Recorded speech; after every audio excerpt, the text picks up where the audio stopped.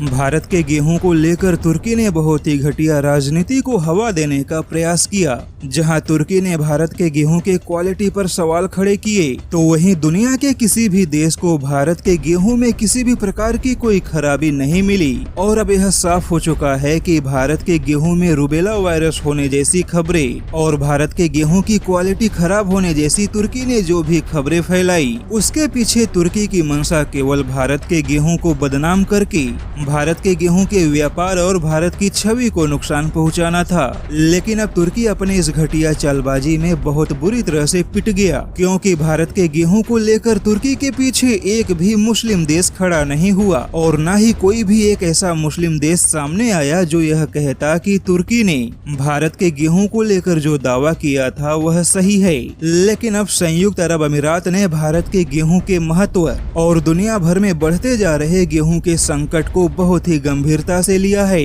क्योंकि संयुक्त अरब अमीरात ने ऐलान किया कि अगले 4 महीनों तक भारत के गेहूं का एक भी दाना संयुक्त अरब अमीरात की सीमाओं से बाहर नहीं जाना चाहिए। यानी कि संयुक्त अरब अमीरात जो भी गेहूं भारत से खरीदेगा, उस गेहूं को संयुक्त अरब अमीरात की कोई भी कमोडिटीज कंपनी किसी और देश को बाहर बेच नहीं सकती। बता दे कि यूएई की कई सारी कमोडिटीज कंपनियां भारत से गेहूं खरीद कर खाड़ी के अन्य देशों को बेचती भी हैं। लेकिन यहाँ पर आपको बता दे कि संयुक्त अरब अमीरात के ऐसे फैसले का यह मतलब बिल्कुल भी नहीं है कि यूएई के रास्ते भारत का गेहूं कहीं और नहीं जाएगा, बल्कि यूएई के फैसले का मतलब यह है कि जो खुद यूएई गेहूं खरीदेगा, केवल उस गेहूं में से एक भी दाना यूएई बाहर नहीं जाने देगा। वहीं उस गेहूं का बना आटा भी किसी और देश को नहीं बेचेगा, और यह केवल इसलिए क्योंकि संयुक्त अरब अमीरात नहीं चाहता कि भारत से मिला गेहूं किसी और को देकर खुद संयुक्त अरब अमीरात ही गेहूं के संकट में फंस जाए।